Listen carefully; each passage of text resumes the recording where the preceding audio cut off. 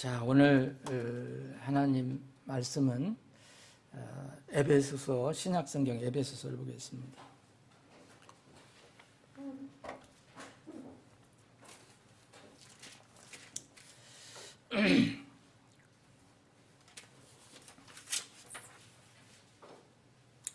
에베소서 2장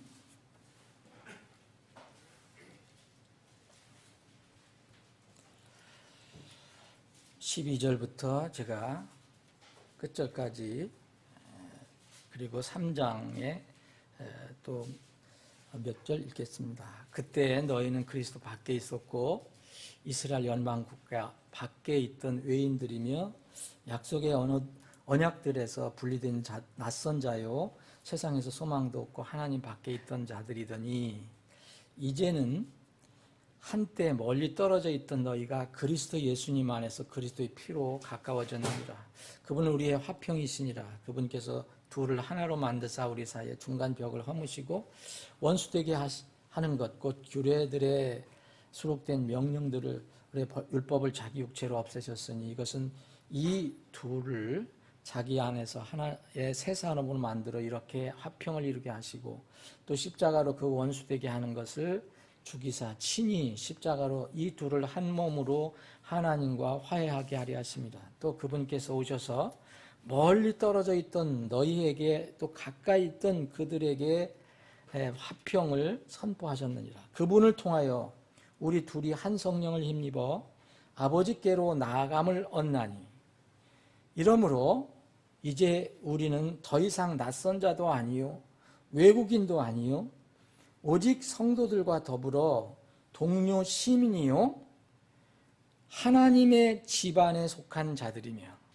또 사도들과 대언자들의 기초 위에 세워진 자들이니라. 예수 그리스도께서 친히 으뜸 모퉁이 돌이 되시나니 그분 안에서 모든 건물이 꼭 맞게 함께 뼈대를 이루어 주 안에서 한 거룩한 전으로 자라가고 그분 안에서 너희도 성령을 통해 하나님의 거처로 함께 세워져 가느니라. 3장 12절부터 빠른 속도로 읽겠습니다. 그리스도 안에서 우리가 그분의 믿음을 통해 담대함을 가지고 확신 있게 나아감을 얻느니라. 그러므로 내가 바라노니 너희를 위한 나의 환난들로 인해 낙심하지 말라. 그것은 너희의 영광이니라. 이런 까닭에 내가 우리 주 예수 그리스도의 아버지 곧 하늘과 땅에 있는 온 가족에게 이름을 주신 분께 무릎을 꿇고 비노니 그분께서 자신의 영광의 풍성함에 따라 자신의 영을 통해 너희 속사람을 능력으로 강건하게 하시며 믿음을 통해 그리스도께서 너희 마음속에 거하게 하시고 또 너희가 사랑 안에서 뿌리를 내리고 털을 잡아 능히 모든 성도와 함께 너비와 길이와 깊이와 높이가 어떠함을 깨닫고 지식을 뛰어넘는 그리스도의 사랑을 알아 너희가 하나님의 모든 충만하심으로 충만하게 되기를 구하노라. 이제 우리 안에서 일하는 권능에 따라 우리가 구하거나 생각하는 모든 것 이상으로 심히 넘치도록 능히 행하실 분에게 곧 그분에게 영광이 그리스도 예수님을 통해 교회 안에서 모든 시대에 걸쳐 끝없는 세상까지 있기를 원하노라. 아멘. 아버지 하나님, 오늘도 저희들에게 여전히 믿음을 주셔서 이 시간을 하나님께 구별되어 드리게 하시고 구원의 기쁨과 감격과 감사를 주님을 찬양하고 경배할 수 있게 해주셔서 감사합니다. 우리가 하나님께서 우리에게 베푸신 그 크신 은혜와 사랑과 긍휼을 날마다 말씀을 통해서 생각해 볼 때 그 놀라우신 그 은혜는 정말 깊고 넓고 높이가 끝이 없음을 저희들이 깨닫게 됩니다. 전에는 저희들이 낯선 자였고 외국인이었는데 이제는 하나님의 집안의 식구가 되었고 또 하나님의 가족에서 이름을 가진 자들이 되었다는 것은 참으로 놀라운 신비이며 은혜입니다. 이 은혜를 받은 백성들이 오늘도 하나님께서 주시는 말씀을 겸허히 받기를 원합니다. 각자에게 필요한 말씀으로 은혜와 교훈을 허락해 주시옵소서. 거룩하신 예수님의 이름으로 기도합나이다. 아멘. 오늘 2장, 3장 이 부분 지금 우리가 읽은 부분을 자세히 이렇게 구절별로 오늘 설명은 드리지 않겠습니다. 다만 제가 여러분들과 오늘 나누고 싶은 말씀의 핵심은 2장 19절하고 3장 14절에 있습니다. 2장 19절을 다시 한번 봉독하면 이제 너희는 더 이상 낯선 자도 아니요 외국인도 아니요 오직 성도들과 더불어 동료 시민이요 하나님의 집안에 속한 자들이다. 그리고 3장 15절은 곧 하늘과 땅에 있는 온 가족에게 이름을 주신 분께 무릎을 꿇고 비노니. 이 두 절을 중심으로 해서 말씀을 나누길 원합니다. 여러분, 가족하면 떠오르는 것이 뭡니까? 요새 정부 당국에서도 그렇고 이게 매일매일 뉴스 들어보면요, 저는 매일 뉴스를 왜 듣냐면 오늘 몇 명 나왔나, 몇 단계가 되는 건가 이거 보려고 보거든요. 근데 거기에 보면은 항상 요새 가족 얘기를 왜 이렇게 많이 해요? 가족에서 집에서 가족끼리 잘 지내라. 나가지 말고 가족끼리 잘 지내라 이렇게 얘기합니다. 근데 가족하면 여러분 떠오르는 것이 뭡니까? 저는 개인적으로 포근함 같은 것이 생각이 납니다. 그리고 따뜻함도 있습니다. 가족을 생각하는데 차갑다, 뭐 그런 사람들이 있겠어요? 그리고 평안함, 뭔가 쉴 수 있는 곳. 그리고 내가 세상에서 힘들게 살아가도 나의 힘이 되어주고 나를 격려해주고 지지해주는 가족들. 그래서 내 삶의 버팀목이 되어주는 그 가족. 이런 것들을 나름대로 많이 생각할 것입니다. 저는 이제 텔레비 대신에 이제 컴퓨터로다가 집에서 뉴스를 인터넷으로 보거든요. 근데 이 노트북으로 볼 때 뭐 이게 리모컨만 누르면 나오는 게 아니기 때문에 찾아봐야 돼요. 그러면은 거기에 이제 인터넷을 이렇게 유튜브나 이런 걸 딱 틀면 이게 소위 얘기하면은 요새는 어려운 말인데 나도 이거 배웠거든요. 우리 전도사들한테 배웠는데 썸네일이라는 게 있잖아요. 썸네일. 영어예요. 썸네일. 아시는 분들 다 알 거예요. 이게 뭐니까 엄지 손가락 이 손톱 이런 뜻이잖아요. 근데 그게 이제 컴퓨터 용어로 어떤 그 내용을 잘 보여주기 위해서 딱 그림을 이렇게 거기에 딱 보여주는 거, 그리고 거기에 어떤 이 타이틀이 딱 들어가는 게 있잖아요. 근데 얼마 전에 우리 집사람하고 같이 집에서 이렇게 이걸 우연히 그 컴퓨터를 보니까 그 썸네일이 딱 떴는데 제가 이렇게 관심을 갖는 부분이 떠오르더라고요. 북한에 관련된 게 있으면 관심이 가져요. 근데 이게 이제 외국 이주 노동자들이 한국에 와서 사는 그런 것 같아요. 외국 이주 노동자가 이렇게 관련된 그게 썸네일이 있어서 그걸 이제 잠깐 봤습니다. 근데 이걸 보니까 이게 한국에서 일하는 외국 노동자 이야기예요. 이게 요새 것도 아니더라고 보니까 옛날에 한 걸 틀어준 건데 저는 처음 본 거예요. 이게 한 10년이 넘었어요. 근데 어느 방송국에서 이제 특집 프로그램으로 한 건데 어떤 다큐멘터리 형식으로 이렇게 해서 5개국, 그러니까 여기 나온 걸 제가 다 이렇게 메모를 해봤습니다. 이 5개국은 한국에서 이제 노동하는 그 노동자의 국적대로 5명이 나왔는데, 네팔, 미얀마, 방글라데시, 캄보디아, 파키스탄.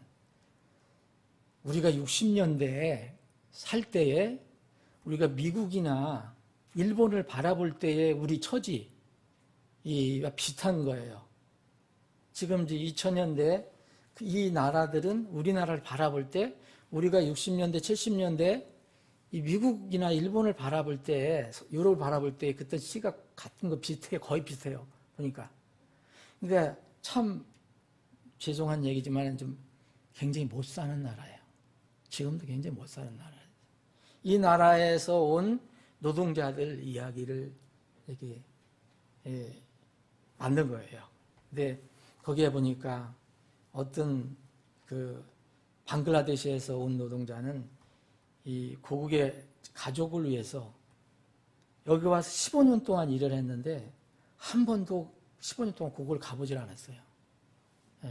돈이 없고 또 한번 갔다 오려면 비행기표 얼마나 많이 들겠어요. 그러니까 아마 그런 것 같은데 어쨌든 그런 사연이 나왔고, 네팔에서 온 노동자는 나이가 꽤 지긋한데 고국에 2딸이 있고 또 이 아내가 있어요. 아내가. 그리고 부모도 있고. 그래서 이들의 생계와 이들 잘 살게 하기 위해서 내가 여기 와서 일한다. 이런 고백을 합니다. 다른 세 나라에서 온 사람들도 또 거의 비슷해요. 어떤 사람은 총각이고, 모두 자기 가족의 생계나 더 나은 삶을 위해서 한국에 와서 지금 일하고 있다. 그런데 이제 이 방송국에서 이제 이 사람들의 고국을 이렇게 방문해 갖고 그 집을 이제 가족을 이제 찍고 그래서 그걸 동영상으로 이제 이 사람들 앉혀놓고 보여주는 거예요.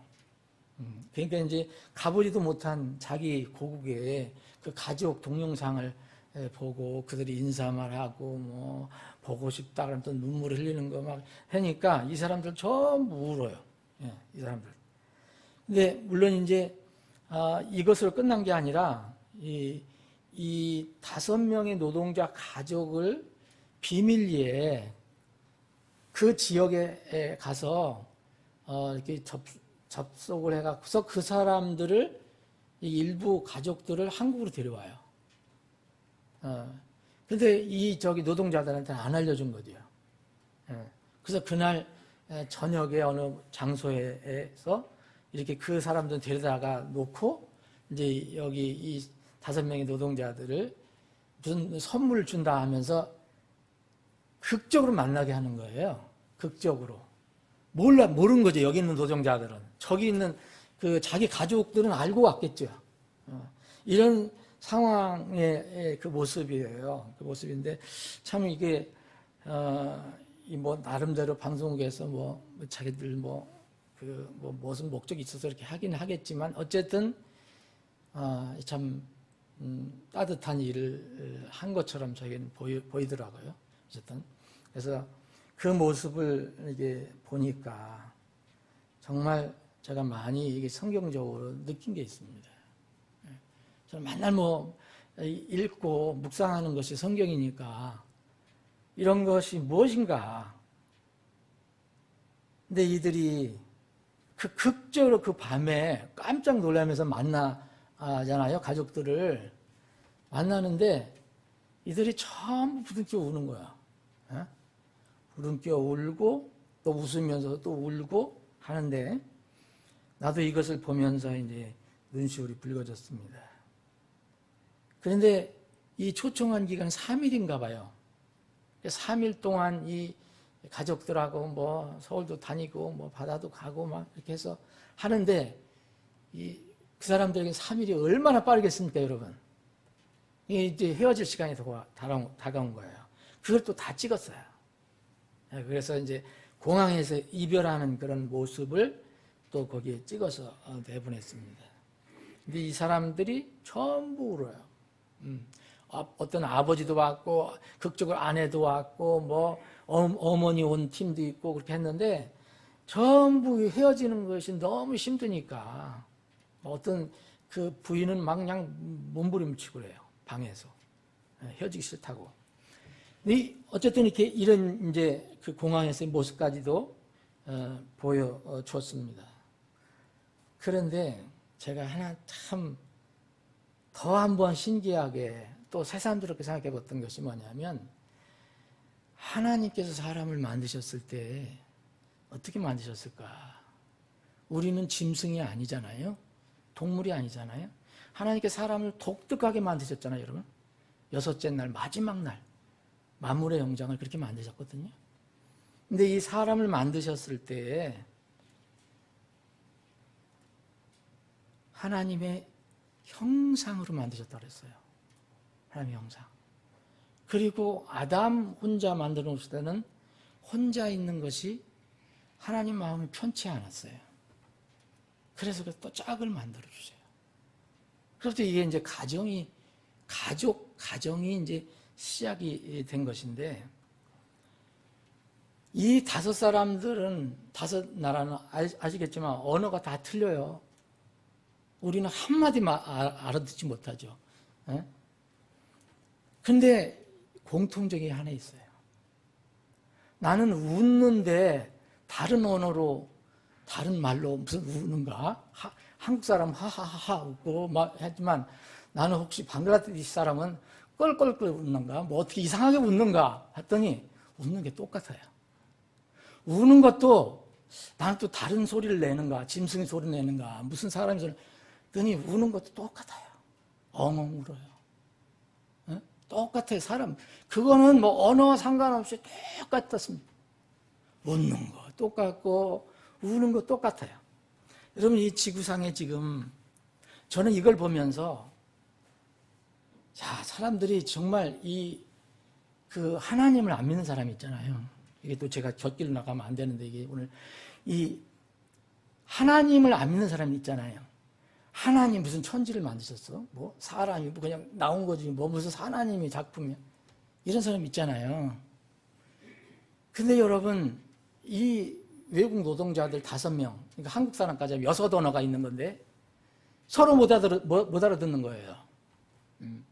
근데 이 언어만 깊이 생각해 봐도 하나님을 절대 부인할 수 없어요. 이거 정말 변증법으로 들어가면은 하나님이 계시지 않는다는 것을 주장할 수가 없어요. 여러분, 이 지상에서 지금 지금 현존하는 언어가 약 6,500개에서 7,000개예요. 정확히 모릅니다. 뭐 어떤 단체에서는 7,117개까지도 얘기해요. 내가 얼마 전 찾아보니까. 그런데 어쨌든 6,500개에서 7,000개 대략 현존하는 언어가, 쓰이는 언어가.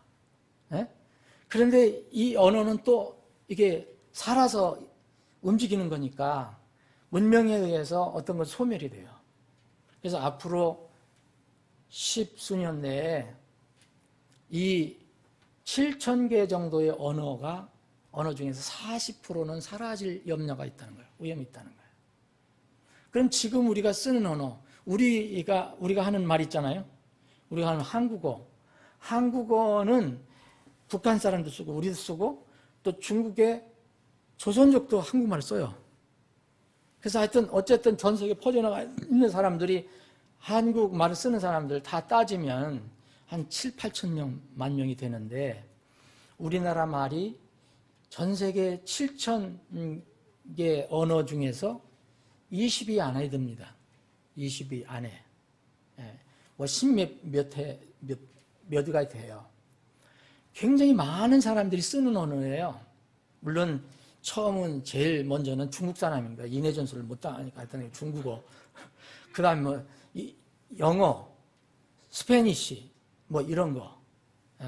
이런 언어 한 20여 개가 이 전 세계 인구의 반을 점령하고 7,000개 언어 중에서 한 100개 정도 많이 쓰는 언어 100개 정도 줄이면 이게 85%가 돼요.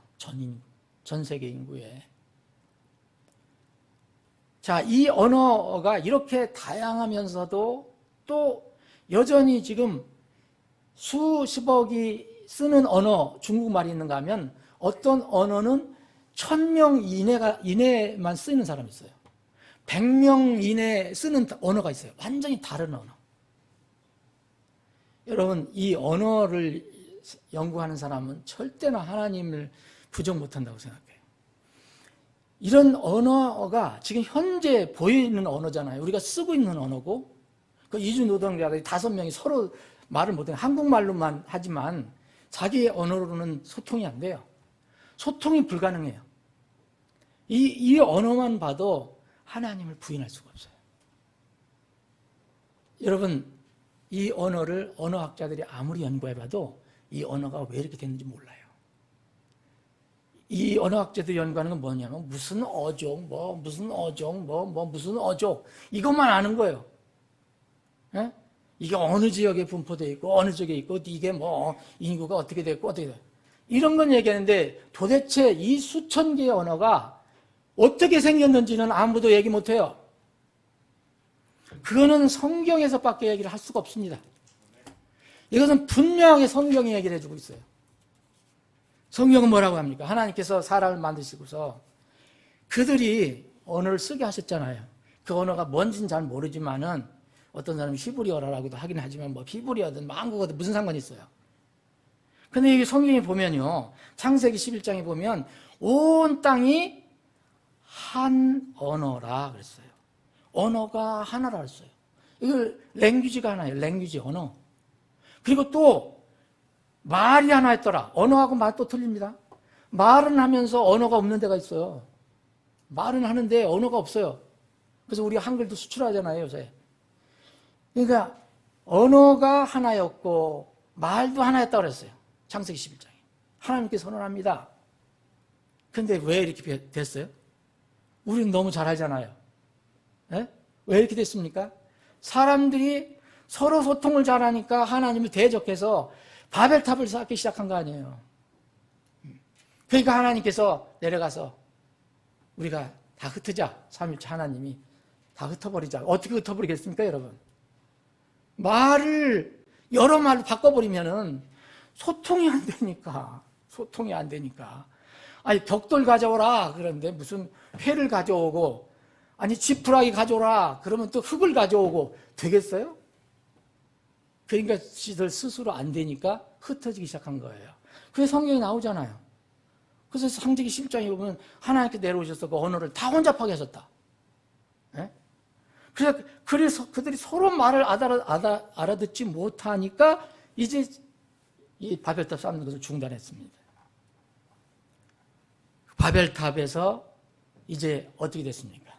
성경을 보면 하나님께서 주께서 거기서 바벨탑 도시에서 이 사람들을 온 지면에 널리 흩으셨더라 나와요. 우리 조상도 그래서 한국말 가지고 여기까지 온 거예요.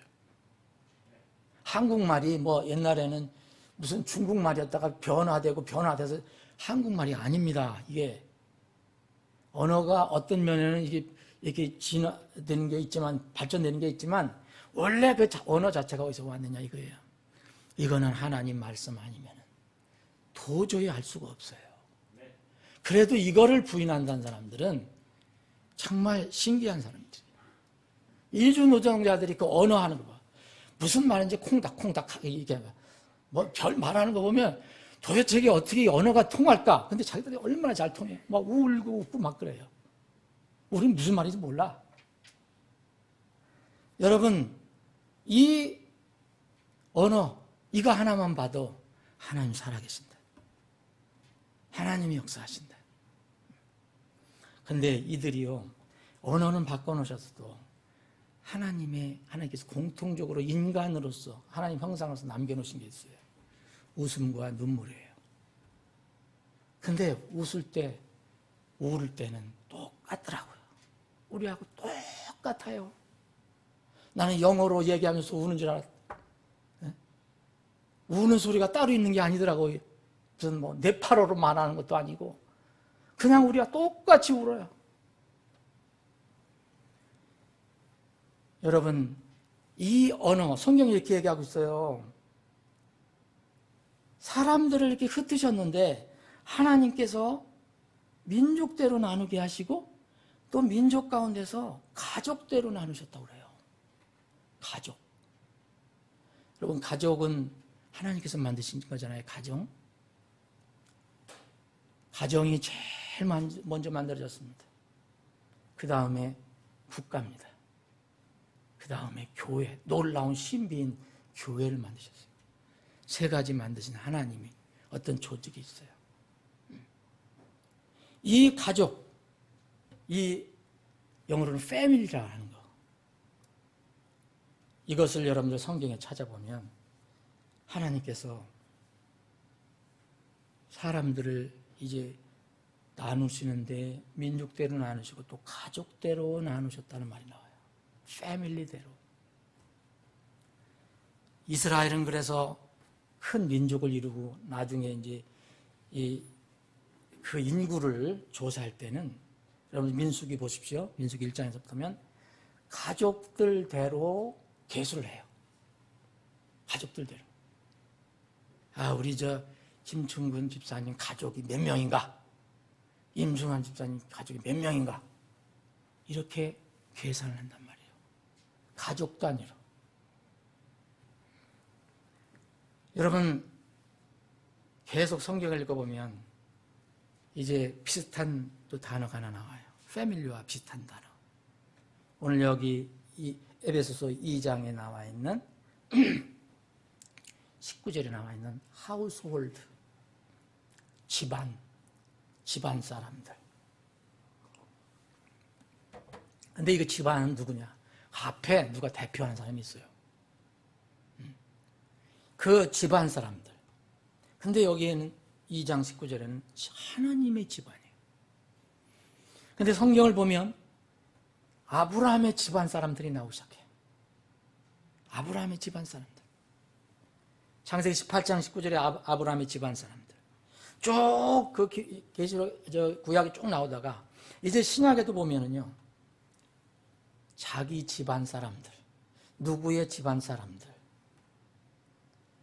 주인의 집안 사람들. 여러분 사도행전 10장에 보면 유명한 고넬료가 나오죠. 고넬료의 가족, 고넬료의 집안 사람들이 나와요. 성경은 이렇게 얘기합니다.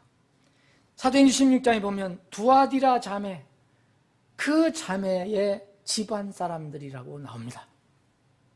그리고 두아디라 자매의 집안 사람들이 두아디라를 통해서, 이 자매를 통해서, 이 바울을 통해서 이 말씀을 듣고 다 구원받고 온 집안 사람들이 침례를 받으라. 그리고 쭉 보시면 여러분 편지를 쓸 때, 사도들이 편지를 쓸 때 누구 집안에 속한 자들, 예를 들어서 로마서 16장 10절에 보면 아리스토볼로의 집안에 속한 자들 인사하노라.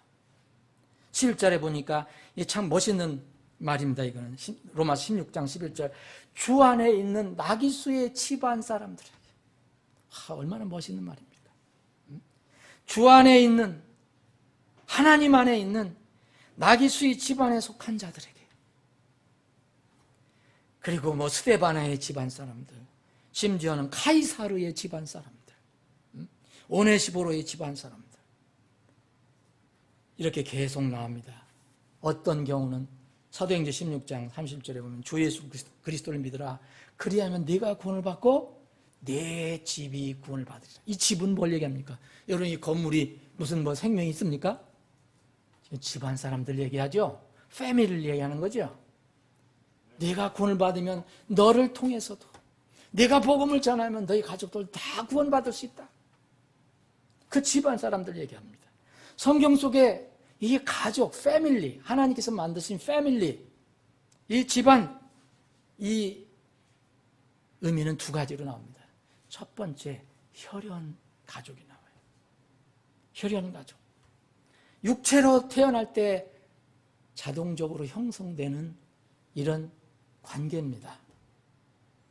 이건 부모와 자식, 그리고 한 부모 밑에 나온 형제, 자매 사이, 이런 것이 다 이 혈연 관계예요. 여러분 성경을 보시면 이 혈연 관계가 얼마나 깊은지, 여러분 피는 물보다 진하다는 걸 뭘 얘기합니까? 혈연 관계를 얘기하는 거예요. 혈연 관계. 아무리 친해도 자기 혈연만큼은 안 되는 거예요. 응? 그 혈연 관계 때문에 이 성경을 보면은 얼마나 많은 아버지, 어머니들이 자기 자식 때문에 애를 끌고 고생을 하는가, 이게 나와요. 응? 여러분 마태복음 15장에 보면 가나안 여인이 나오잖아요. 이 여인은 딸이 귀신에 의해서, 마귀에 의해서 늘 괴롭힘을 당해요. 이게 늘 마음이 아픈 거예요. 딸 때문에, 어머니로서 딸 때문에. 그래서 예수님을 만나서 담대하게 요청을 하잖아요. 이게 유대인인지를 알면서도 예수님 그냥 담대히 가서, 그래서 욕까지 먹으면서 예수님한테 어떤 면은 좀 일부러 그런 것은 아니지만 이제 구원시키기 위해서 그렇게 하신 것이지만, 개들에게 내가 어떻게 던져주겠느냐, 개들이라 해도 좋다. 주님, 저는 개들이라 해도 좋습니다. 그래서 제 딸만 고쳐주세요. 이 혈연 관계에서 나오는 겁니다. 아버지가 또 예수님께 어린 자녀들 다 데리고 오잖아요. 그래서 왜 데리고 옵니까? 제자들은 왜 데리고 오느냐 막 하지만 그 아버지들은 뭡니까? 예수님이 내 자식에게 손 얹고 축복 기도를 해주시면 얼마나 좋을까? 그러죠? 마태복음 19장에 보면. 이게 뭡니까? 다 혈연이에요. 잘못된 혈연 관계도 있습니다. 마태복음 20장에 보면 세베대의 아들 야고보와 요한의 어머니는 치맛바람이 굉장히 강해갖고서, 너무 아들 사랑이 강해갖고서 예수님께 가서 뭐라고 얘기합니까?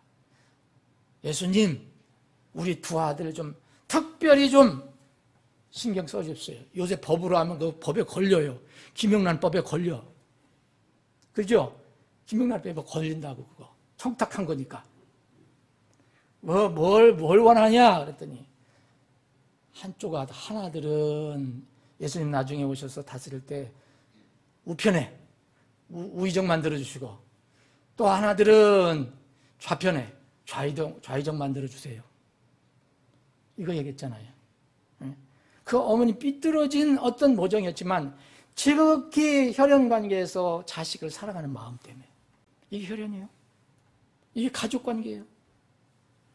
두 번째로는요, 어떤 겁니까? 여러분, 세상 사람들은 잘 몰라요. 두 번째는 잘 몰라요.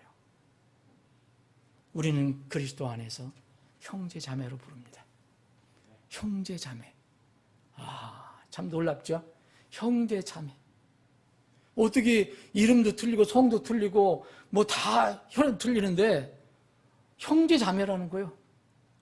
왜 형제 자매입니까? 아버지가 한 분이기 때문에. 그래서 믿음으로 형성되는 이 가족이 있어요. 집안이 있어요.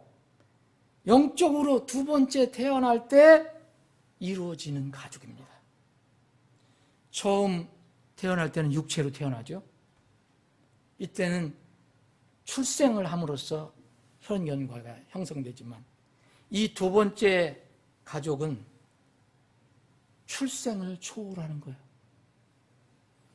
예수님의 그 놀라운 사역, 놀라운 대속 사역을 믿고 그분을 구주로 받아들이는 사람들은 하나님께서 너는 내 아들이야, 내 딸이야.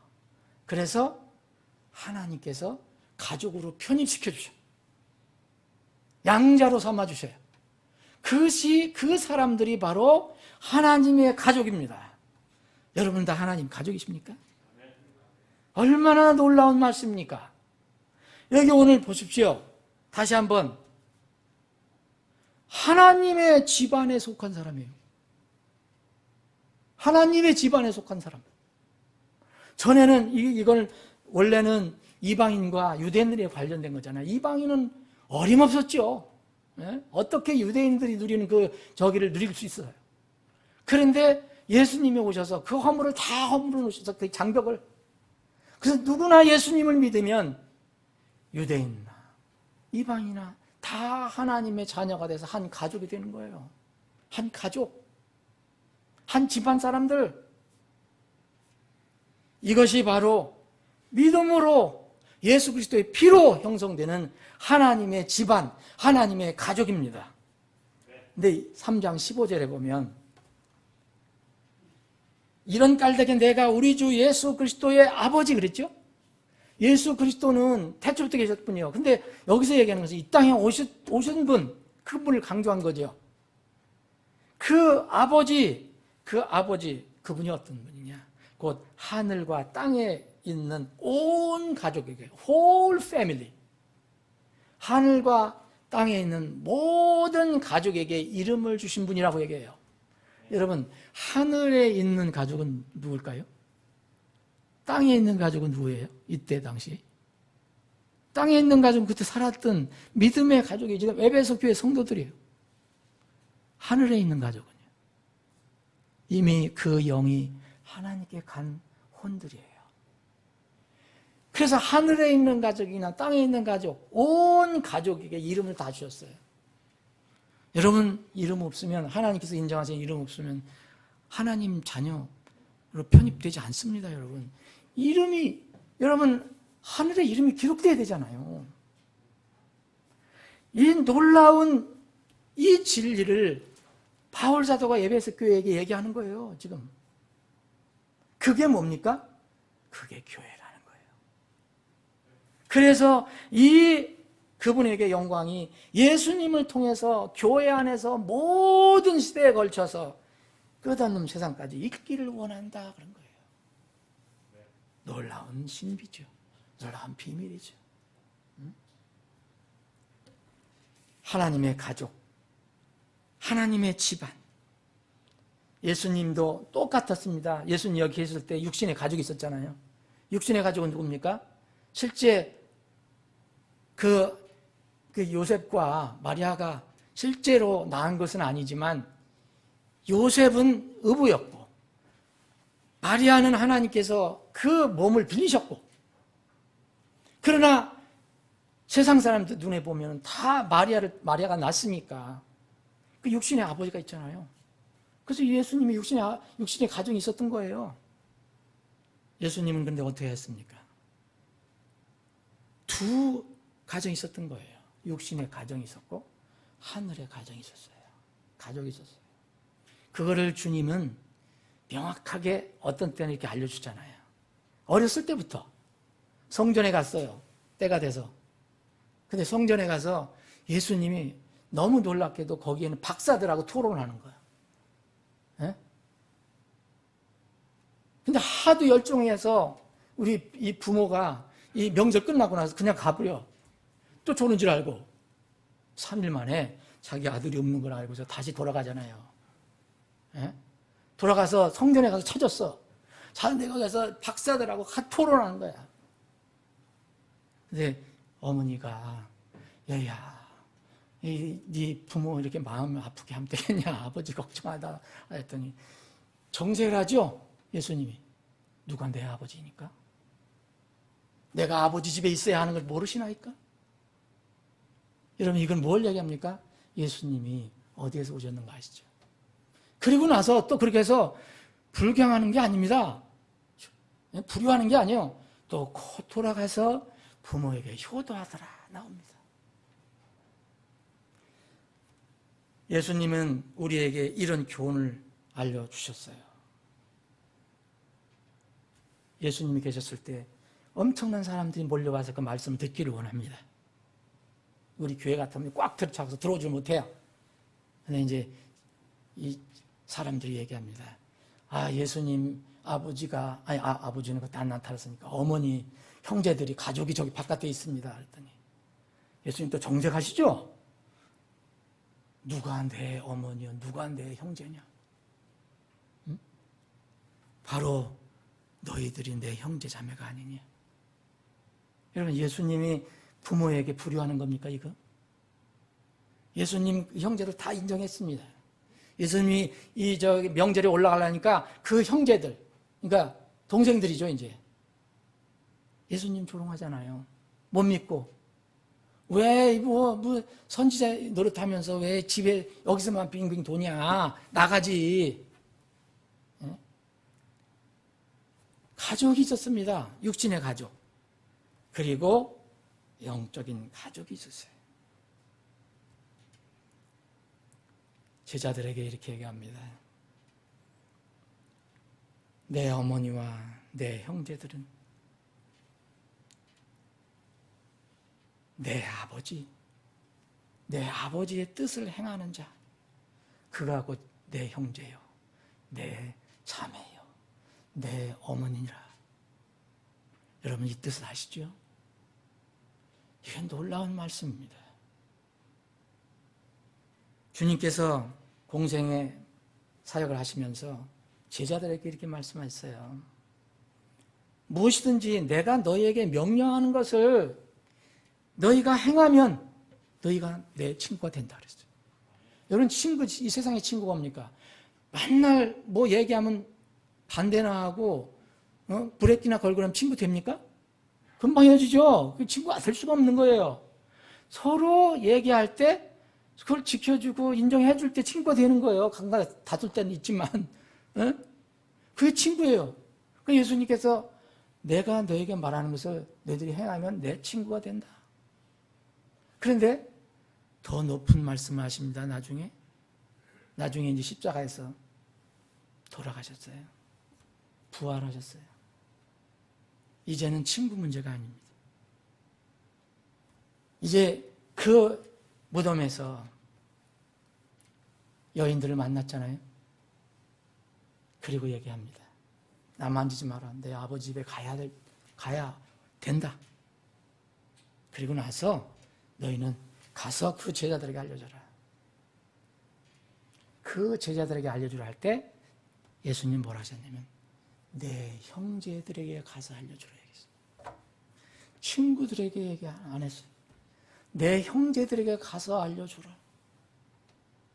이제 예수님은 모든 대속사역을 완성하셨습니다. 하나님의 가족, 하나님의 집안 사람들을 이제 완전하게 세우기 위해서 모든 일을 완성하셨어요. 그리고 나서 그 제자들에게 가서 내 형제들에게 가서 말하라. 사랑하는 여러분, 지금 이 시대는 하나님의 집안 사람들, 하나님의 가족 사람들, 이걸 한번 깊이 생각해 봐야 될 때입니다. 왜냐하면 하나님의 집안에 속하지 않은 사람들, 하나님의 가족이 아닌 사람들, 하늘과 땅에 온 가족에게 이름을 주신 그 사람이 아닌, 그런 이름이 없는 사람은 이제는 정말 무서운 일이 앞에 있기 때문에 그렇습니다. 주님이 오시면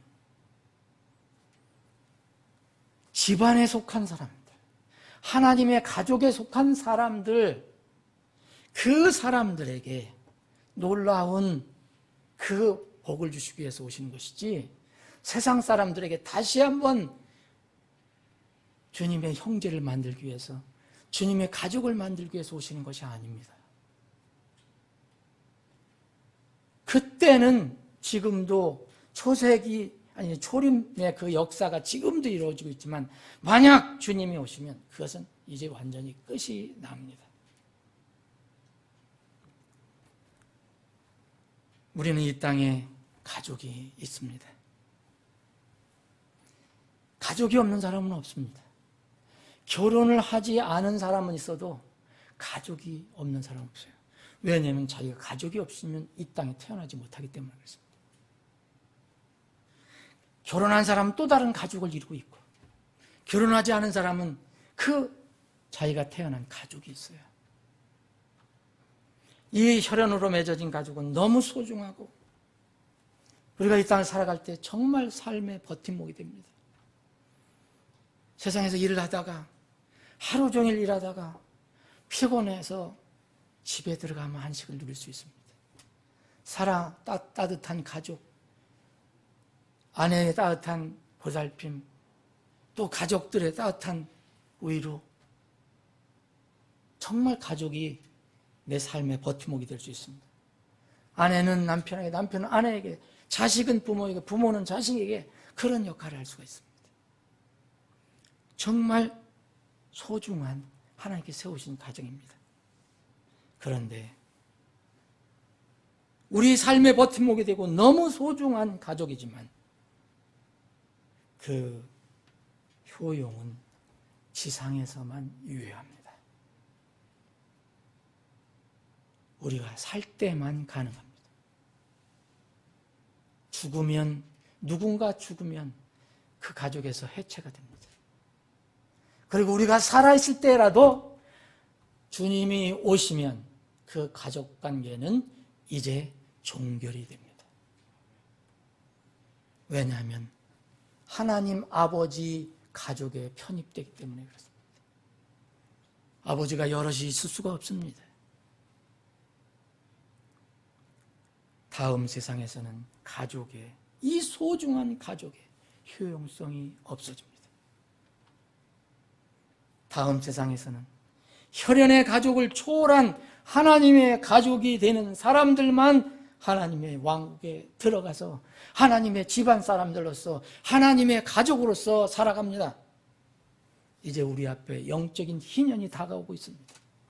이스라엘의 영적인 희년이 돌아오면 각기 자기 소유로 돌아가야 되고 각기 자기 집안으로 돌아가야 됩니다.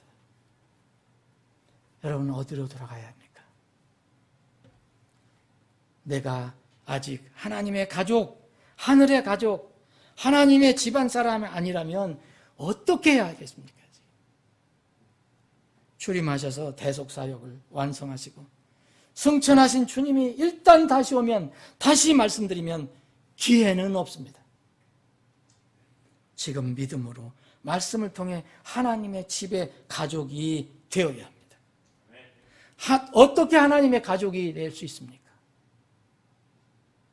족보에 돈 주고 편입할 수 있습니까? 혈연의 태어남을 가지고서는 절대로 들어갈 수가 없습니다. 영적으로 두 번 태어나야 합니다. 사람이 다시 태어나지 않으면 하나님의 왕국, 곧 하나님의 집을, 하나님의 집안, 하나님의 가족을 볼 수 없느니라. 사람이 물로 태어나고 또 성령으로 태어나지 아니하면 하나님의 왕국에 들어가지 못하느니라. 여러분, 분명히 하나님께서는 어떻게 하나님의 집, 하나님의 집안, 하나님의 가족에 편입될 수 있는지를 분명히 알려주셨습니다. 내가 하나님의 가족이라면 다른 가족과는 어떻게 지내고 있습니까? 이것이 교회의 놀라운 기능입니다. 교회는 하나님의 집안, 하나님의 가족이 지상에서 주님께서 정하신 때까지 어떤 그 모습을 보여주는 것입니다.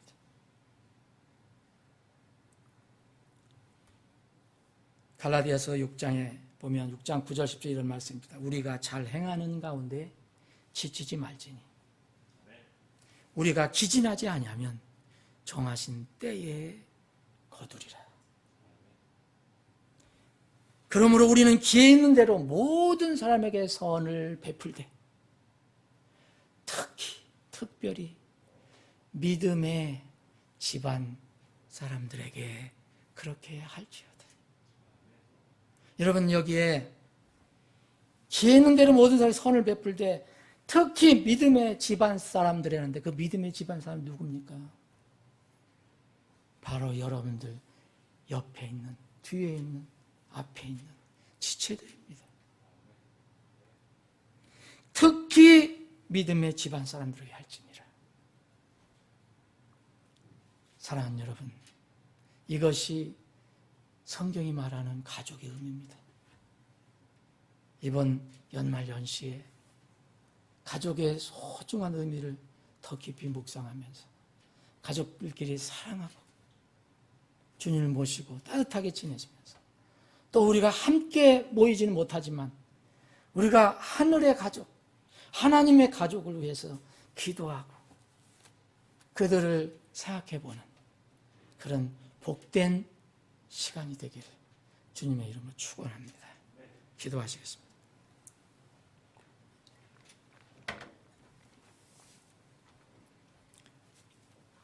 말씀을 듣는 분들 중에 혹시 아직 하나님의 가족, 하나님의 집안 사람들에 들어있지 않는 사람들은 이건 가볍게 넘기지 마시고 한번 깊이 생각해 보시기 바랍니다. 혈연관계의 가족은 우리를 천국으로 이끌어갈 수가 없습니다. 반드시 2번 태어나야만 가능합니다. 반드시 예수 그리스도의 피를 통해서 죄사함을 받고 하나님으로부터 이름을 받아야 합니다. 하늘의 이름이 기록돼야 하나님의 패밀리에 들어갈 수가 있습니다. 부디 그런 시즌이 되기를 바랍니다. 여러분, 하나님의 패밀리 가족이라면 다른 가족들을 얼마나 생각하고 있습니까? 세상 혈연 가족 외에 믿음의 집안 사람들을 얼마나 생각하고 있습니까? 그들을 위해서 여러분들 얼마나 기도하고 있습니까? 또 내가 하나님의 집의 가족이라면 지금 세상에서 어떻게 살아가고 있습니까? 하나님의 가족인데, 하나님의 집안 사람들인데 여전히 삶의 방향과 목적이 땅에 있습니까? 동남아시아 노동자들이 사랑하는 가족과 만난 뒤 다시 헤어질 때 슬퍼하며 우는 모습, 우리에게 영적 교훈을 줍니다. 우리는 혹시 지금 서로 헤어져 있다 하더라도 만날 수 있습니다. 그리고 영적으로 하나님의 가족으로서 이 땅에 살고 있다면 궁극적으로는 하늘에서 다 만나 영원히 헤어지지 않고 살 수 있습니다. 그러나 이 땅에서 하나님의 가족에 편입되지 못한 사람은 가족을 만날 수가 없고 또 우리는 그런 가족과 영원한 이별을 해야 합니다. 그런 슬픈 이별이 되지 않도록 정말 부지런히, 최소한도 부지런히 구원받지 않은 가족을 위해서 이름을 놓고 기도해야 합니다. 아버지 하나님, 말씀을 듣는 혼들 중에서 하나님의 가족에 들어있지 않는 혼들이 있다면 주님 성령님 통해 찾아가 주셔서 저들이 하나님의 가족에 들어오는 놀라운 일이 일어나게 해주시고 이미 하나님의 가족에 들어있는 사람들이라면 다른 하나님 가족에 들어있는 다른 믿음의 집안 사람들에 대해서 더 깊이 기도하고 생각해보는 시간이 되게 해주시며 또 진정으로 하나님의 집안 사람이라면, 가족이라면 내가 이 땅에서 지금 무엇을 목표로 해서 살아가고 있는가, 목적지를 어디에 두고 살아가고 있는가를 깊이 생각하고 묵상하는 그런 시즌이 되게 주시옵소서. 거룩하신 예수님의 이름으로 기도하옵나이다. 아멘.